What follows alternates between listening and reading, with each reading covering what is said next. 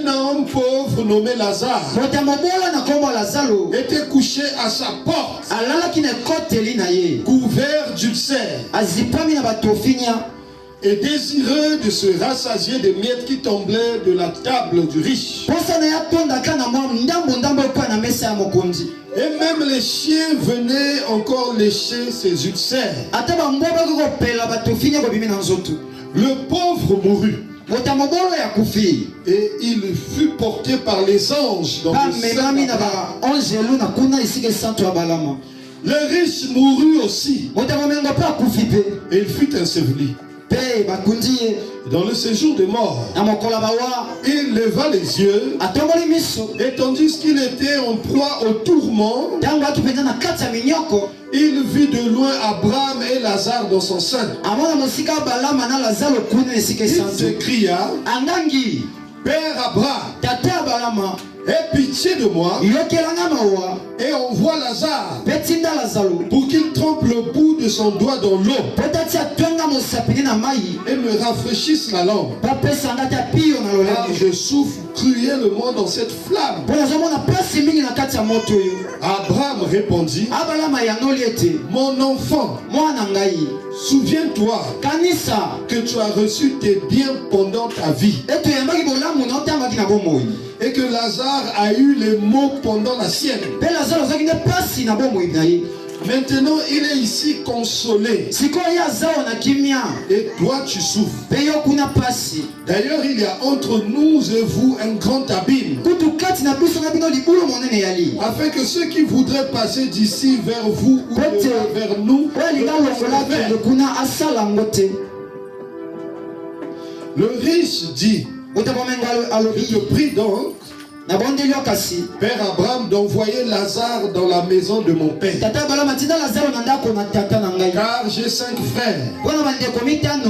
C'est pour qu'il leur atteste ces choses, afin qu'ils ne viennent pas aussi dans ce lieu de tourment. Abraham répondit: Ils ont Moïse et les prophètes, qui les écoutent. Et il dit: Non, Père Abraham, mais si quelqu'un des morts va vers eux, ils se repentiront. Et Abraham lui dit: S'ils n'écoutent pas Roland et ses serviteurs, ils ne se laisseront pas persuader, quand même quelqu'un des morts ressuscitera. Alléluia. Amen. Voilà l'histoire dont nous parle le Seigneur Jésus. Et hier, j'ai introduit. Alors laisse-moi te lire un autre passage sur lequel nous allons travailler aujourd'hui. Parce que le Seigneur ne veut pas que tu ressembles à Lazare. La volonté de Dieu, ce n'est pas que tu sois seulement consolé lorsque tu seras au paradis. Mais depuis ici, le Seigneur veut te consoler. Depuis ici, le Seigneur met à ta disposition tes biens. Pas seulement quand tu seras là-bas. Matthieu chapitre 28. Je vais lire un seul verset, le verset 18. Jésus s'étant approché, leur parla ainsi: Tout pouvoir m'a été donné dans le ciel et sur la terre.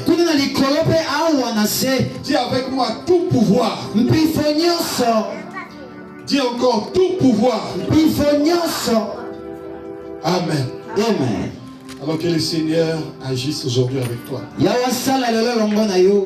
Nous pouvons nous asseoir.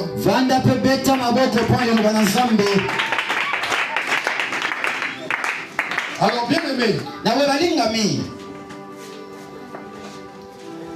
la Bible déclare dans le livre d'Éphésiens: Vous avez été déjà bénis de toutes sortes de bénédictions dans les lieux célestes en Christ. Éphésiens chapitre 1 à partir du verset 2. La volonté de Dieu, c'est que tu puisses posséder la bénédiction qui est déjà là. Lorsque Lazare est mort, les anges sont venus le prendre et l'ont emmené au paradis. Amen. Amen.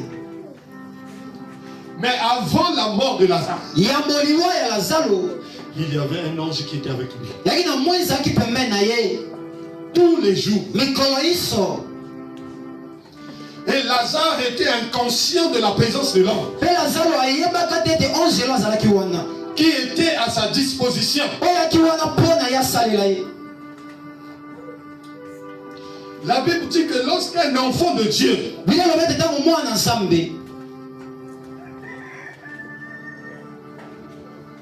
il est sur la terre, il y a un ange qui est mis à ta disposition. Quand on reçoit l'Esprit de Dieu à la nouvelle naissance, nous ne recevons pas seulement l'Esprit, mais un ange nous est affecté pour garder la présence de Dieu. Et les anges qui gardent la présence de Dieu sont appelés les chérubins. Chaque enfant de Dieu a un ange dont la mission est de protéger la présence de Dieu, qui est manifestée par le Saint-Esprit. Et au fur et à mesure que l'enfant grandit, il y a d'autres anges qui viennent. Et chaque ange a une mission. Bien aimé, l'un des buts de l'ange, c'est de mettre à notre disposition, de manifester le pouvoir divin. Moïse avait un ange puissant et Dieu l'avait averti. Il avait dit fais attention à lui. Il avait dit à Moïse fais attention à l'ange. Alléluia. Amen. L'une des responsabilités que tu as en tant que chrétien, c'est d'avoir la révélation quel est l'ange qui est avec toi. Combien d'anges sont avec toi?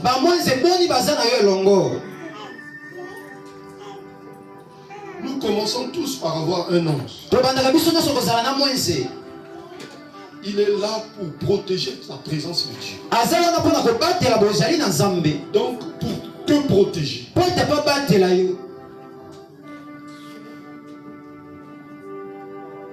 Mais lorsque tu sers le Seigneur, il y a un autre ange.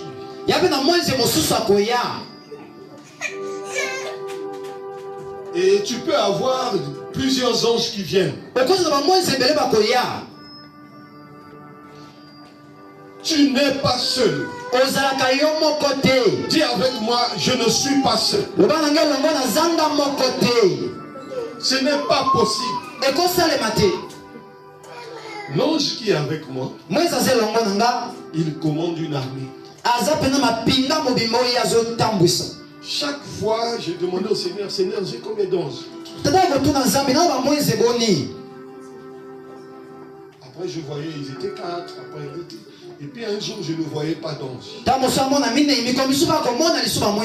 Et je commençais à m'inquiéter.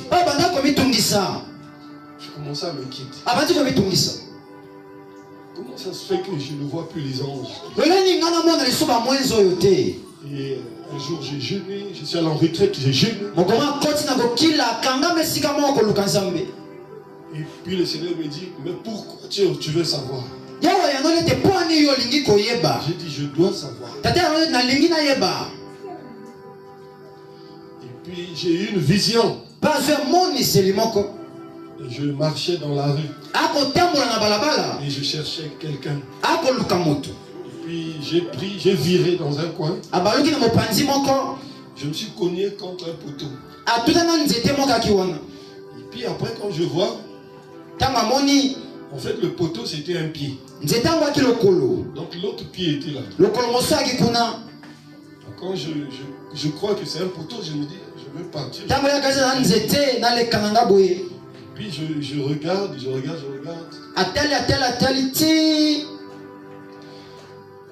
C'était un ange qui me regardait comme ça. Il avait les yeux en feu. J'ai regardé, j'ai monté comme ça. C'était très très grand. J'ai eu peur. J'ai dit, ça c'est... Et l'esprit m'a dit, c'est l'ange qui est avec toi maintenant.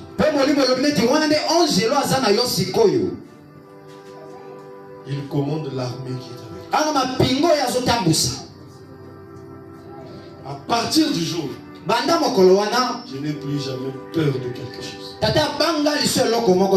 Est-ce que tu me comprends? Lazare, il avait un ange. Il n'a rien fait toute sa vie. C'est pas possible. Tu ne dois pas ignorer les réalités. Tout pouvoir a été remis au Seigneur Jésus. Et il s'agit de quel pouvoir? Alors bien aimé, sur la terre, il y a plusieurs pouvoirs. Il y a le pouvoir politique. C'est un pouvoir. Il y a le pouvoir militaire. Il y a le pouvoir judiciaire. Jésus avait tout ça. Il y a le pouvoir intellectuel et scientifique. Bien aimé, la science c'est un pouvoir. La connaissance. La connaissance, nous avons la science, nous avons tout ça, c'est dans la connaissance. Donc la connaissance c'est un pouvoir. C'est pour ça que le Seigneur dit que vous connaîtrez la vérité. Et la vérité va vous libérer. C'est-à-dire que la connaissance que vous avez, c'est un pouvoir. Qui fait que vous avez la capacité de vous délivrer de quelque chose. Jean chapitre 8, verset 32. Vous connaîtrez la vérité. Et la vérité vous affranchira.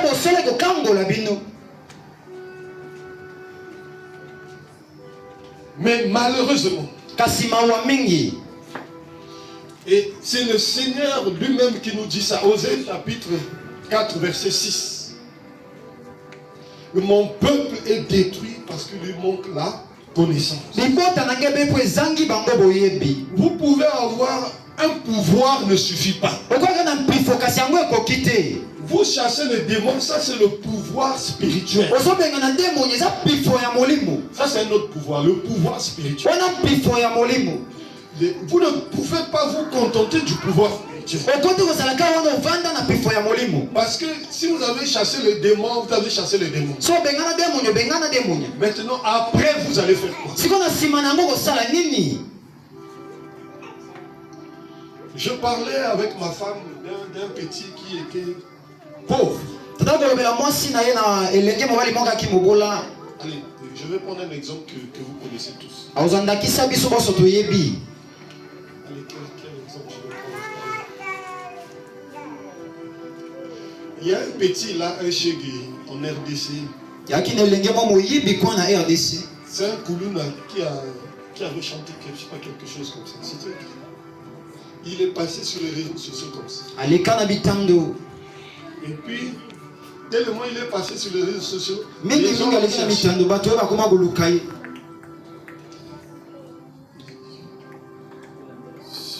Son nom me fuit. Il y a quelqu'un c'est un milliardaire en RDC qu'on appelle Abbé Dachour. Allez chercher ce Chegela. Allez, qu'est-ce qu'il a rendu célèbre? Il dit ce qui va supporter Bagangi. Voilà. Est-ce que vous connaissez ce petit?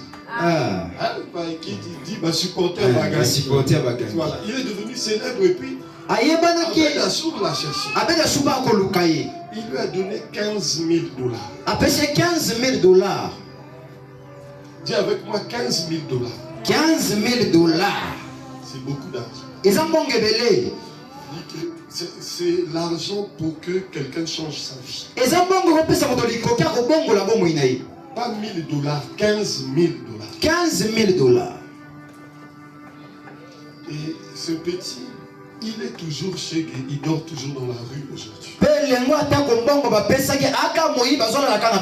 Parce que ce matin, je suivais une vidéo de lui. C'est pas le petit là, on m'a dit oui, Esaïe est pasteur. J'ai dit maman, on fait. Et qu'est-ce qu'il disait? Il disait que moi je n'aime pas l'argent. Parce que Mbongo est ça là que les gens vont être contre toi, ils vont être jaloux, ils vont te tuer. Donc l'argent qu'on m'avait donné là, j'ai dit qu'on va me tuer. J'ai dépensé ça en quelques jours. Donc j'allais dans les bars, je prenais je dors avec 3-4 femmes. Jusqu'à ce que j'ai fini l'argent. Donc là maintenant je n'ai plus peur, les gens ne peuvent plus me chercher, me braquer, me tuer.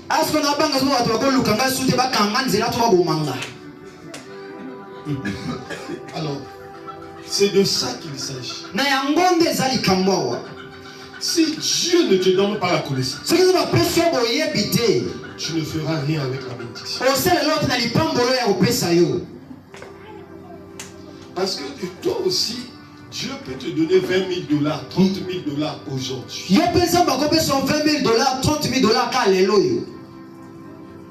On peut parier que dans un an tu redeviendras personne que tu étais. C'est pour ça que Dieu, il cherche d'abord à te former. Alléluia. Amen. Et donc, il y a beaucoup de pouvoir. Mais Jésus avait tout ça. Les juges, ils ont un pouvoir. Les politiciens, ils ont un pouvoir. Les militaires ont un pouvoir. Parce que les armes, c'est un pouvoir. Le pouvoir militaire, le pouvoir judiciaire, le pouvoir... Mais l'argent aussi, c'est un pouvoir.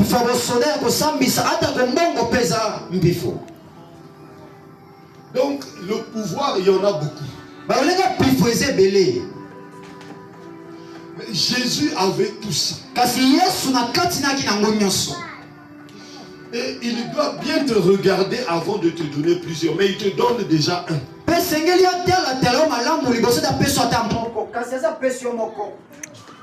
Dans tous ces pouvoirs-là, c'est le pouvoir spirituel que Jésus t'a donné.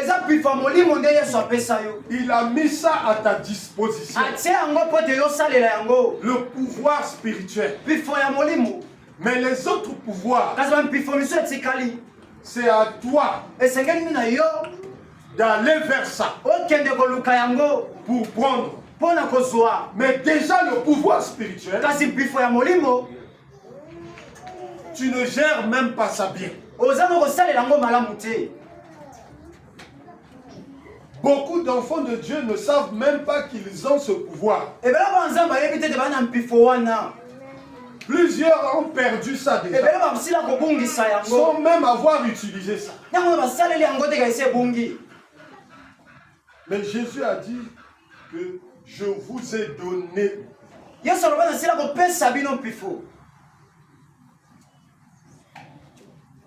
Dis avec moi, je dois récupérer mon pouvoir. Je dois récupérer mon pouvoir.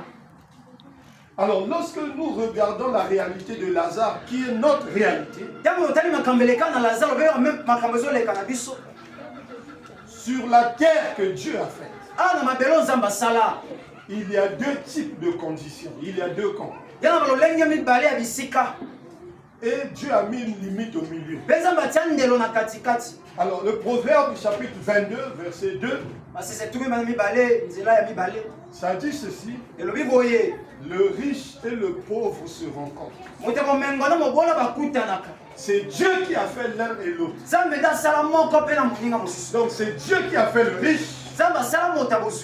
Et c'est Dieu qui a fait le pauvre. Et il a mis une limite entre eux. La limite, c'est ceux qui ne sont ni riches, ni pauvres.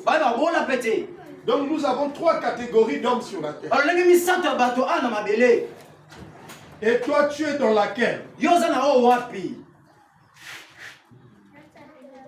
Le riche, c'est quelqu'un qui peut manger son argent tous les jours jusqu'à ce qu'il va mourir. L'argent là va pas finir. Ses enfants vont continuer avec ça. Et les vrais riches, ses enfants meurent, les petits enfants, ils vont continuer avec ça. C'est ça ce qu'on appelle un riche.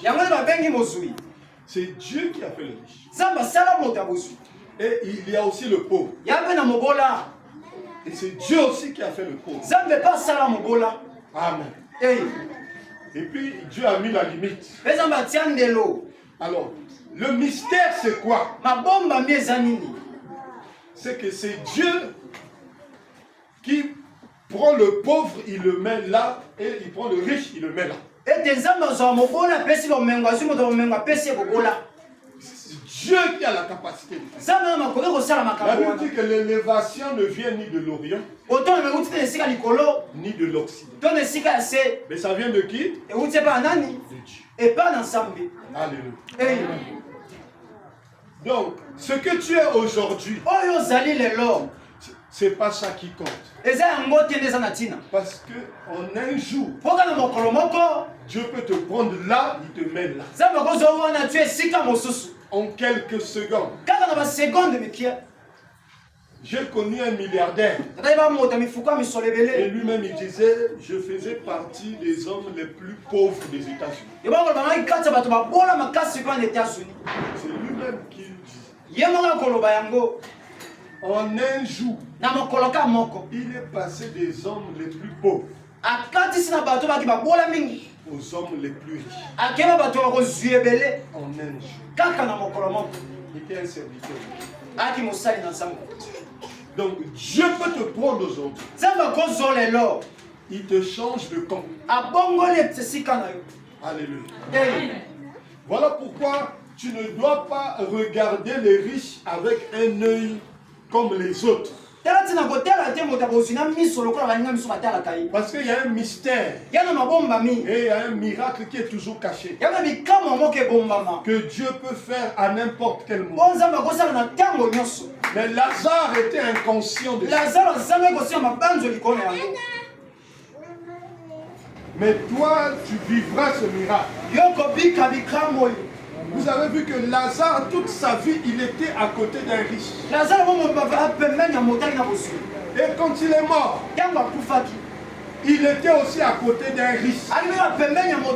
Parce que quand il est mort, il était avec Abraham. Abraham était un homme, la Bible dit, fort riche.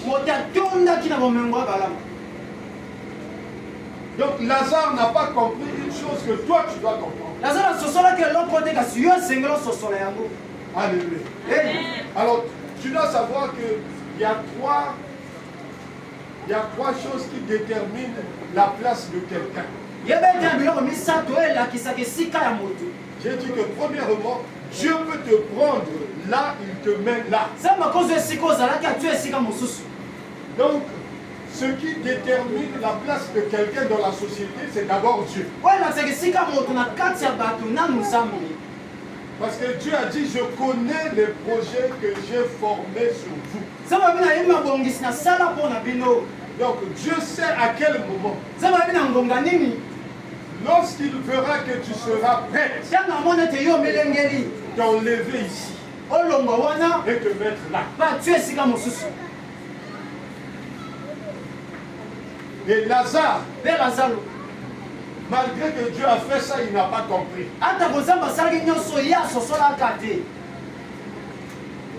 Il y a un homme dans la Bible qui était aussi pauvre. Dieu a fait la même chose que Lazare. Et lui, il avait compris. C'est vrai qu'il avait la prophétie. Dieu l'a enlevé de la pauvreté et l'a mis à côté du roi. Dieu avait pris Lazare dans sa maladie, l'a mis à côté du riche. Mais Lazare est resté pauvre. Dieu a pris David, qui n'était rien, un petit berger, et il l'a mis à côté du roi. David est devenu roi. Je déclare que l'onction de David soit sur toi. Que la bénédiction ne te passe pas. Que lorsque Dieu met quelqu'un à côté de toi, tu reçoives ça. Le fait que quelqu'un entre dans ta vie, tu reçois cette grâce-là. Ne laisse pas passer la bénédiction. Ne laisse pas passer les opportunités. La deuxième chose qui détermine la place de quelqu'un dans la vie, c'est la volonté de l'homme. Dis avec moi la volonté. La volonté. Donc, même si Dieu ne te prend pas là pour te mettre là,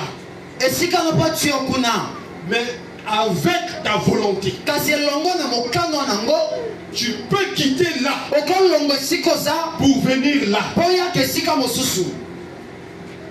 Alléluia. Amen. Même si Dieu n'avait pas prévu,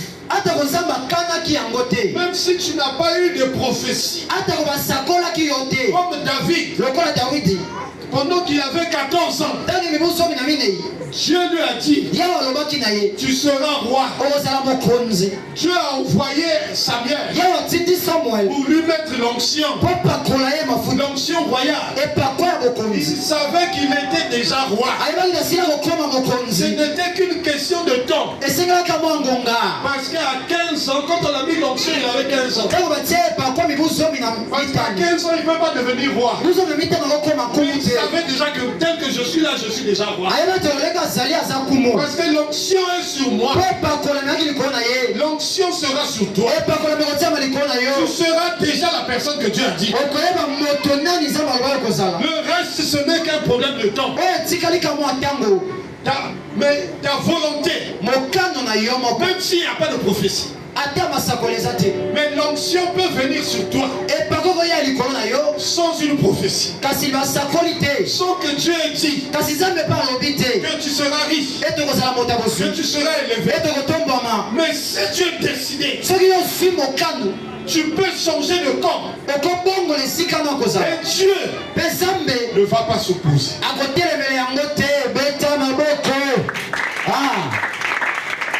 La Bible déclare, fais de l'Éternel tes délices. Il te donnera ce que ton cœur désire.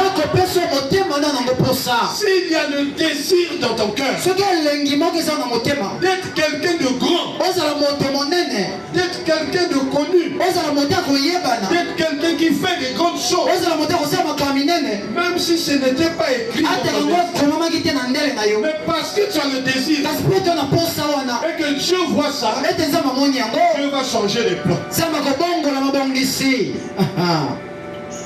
Voilà pourquoi il ne faut pas laisser quelqu'un te disqualifier.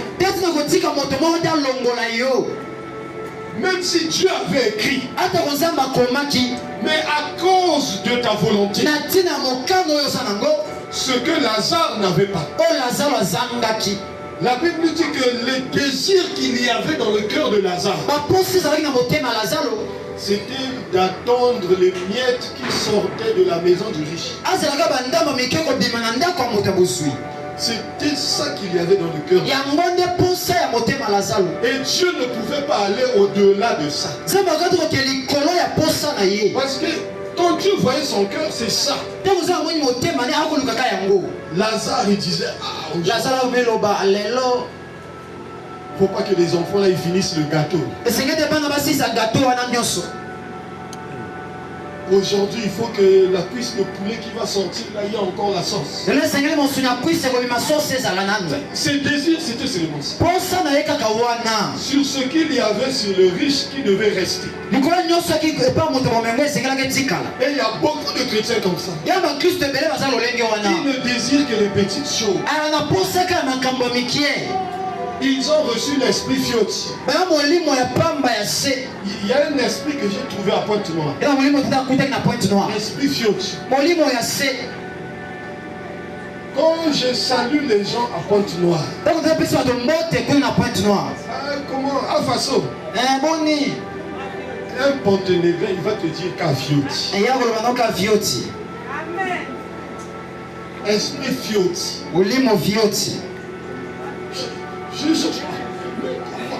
C'est tous les Pontenégrins.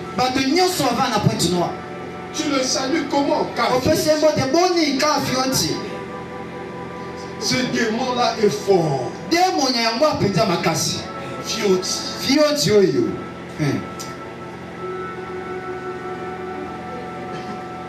Et beaucoup de chrétiens sont comme ça.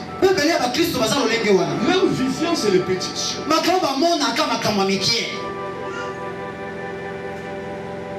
Ils voient la réalité avec les yeux de la chair. La Bible dit ceci. Proverbe chapitre 23 verset 7. Que l'homme est tel que sont les pensées de son âme. Et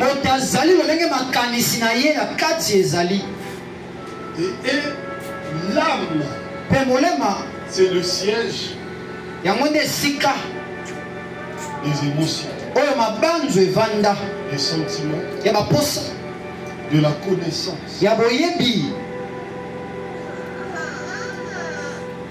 C'est l'âme. Et c'est pour ça que la Bible dit ceci. Dans 3 Jean verset 1. 3 Jean chapitre 1, 3e épître, chapitre 1 verset 2. Donc 3 Jean 2. La Bible dit ceci. Bien-aimé, je souhaite que tu prospères à tous égards.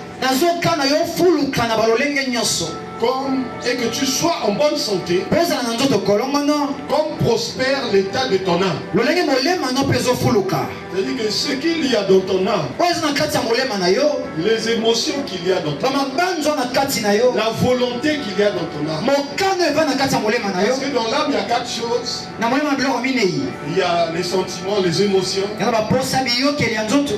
y a la volonté, l'intelligence. Donc, la volonté que quelqu'un a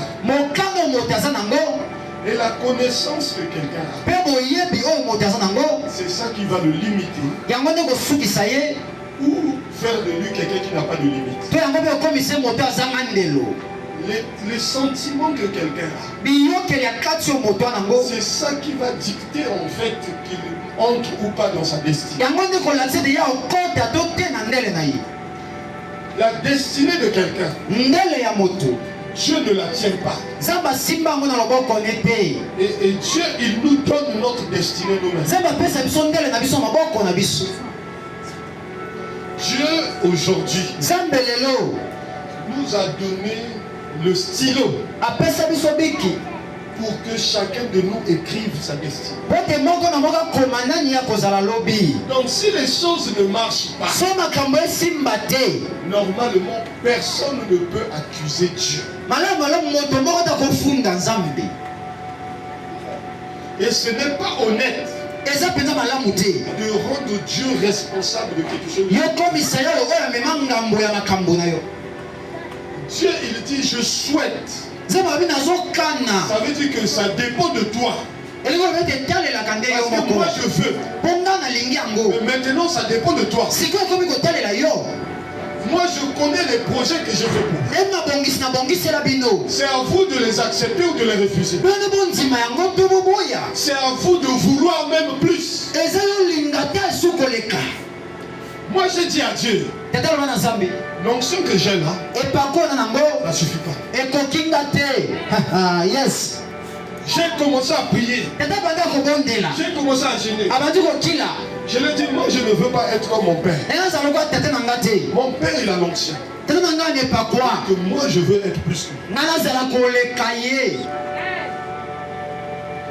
Moi je suis différent de tous les enfants de mon père. Chez nous, il n'y a pas de résurrection des morts. Moi je prie pour les morts et je suis ici. Parce que j'ai dit, moi je veux plus que ça. Je prie pour les aveugles, ils voient. Les sourds, ils entendent. Il n'y en a pas dans notre communauté. J'ai mon père spirituel, je n'ai pas vu ça. Ça fait que j'ai beaucoup de combats là-bas. Mais je m'en fous. Mon onction les dépasse. Si vous comprenez. Amen. Je dis, moi je dois avoir plus.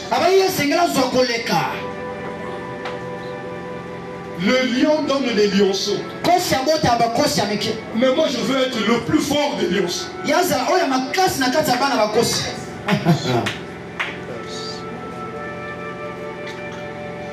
Et Dieu m'a suivi là-dedans. Les miracles ont commencé à se manifester. Je ne gère pas les jaloux. Je ne gère pas les combats. Je ne gère pas. Je sais que je suis plus que. Je fais ce que j'ai à faire.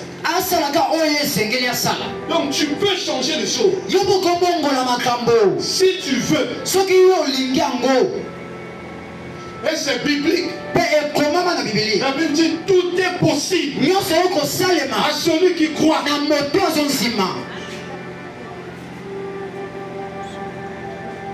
Donc tu n'es pas obligé d'être dans un canevas. Tu peux changer les choses. Mais il ne faut pas devenir orgueilleux. Alléluia. Amen. Tu peux quitter une condition. Tu peux changer de camp. Avant même que Dieu le décide. Dieu a dit à David, voici David, l'homme en qui j'ai plaisir.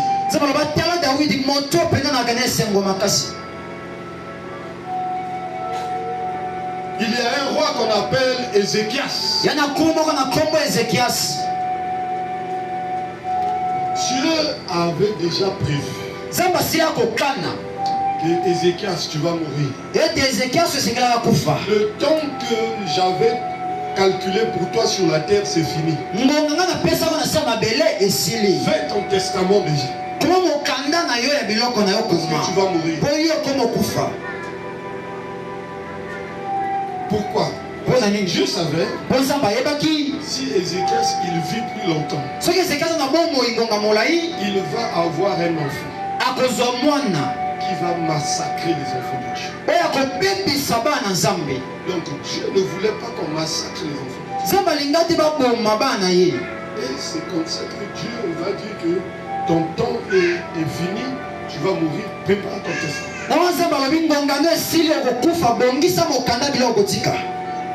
Ézéchias, il a fait ce que beaucoup de chrétiens ne font pas. Il n'a pas contesté la prophétie. Parce que l'homme que Dieu avait envoyé, c'était pas n'importe qui. C'était Ésaïe.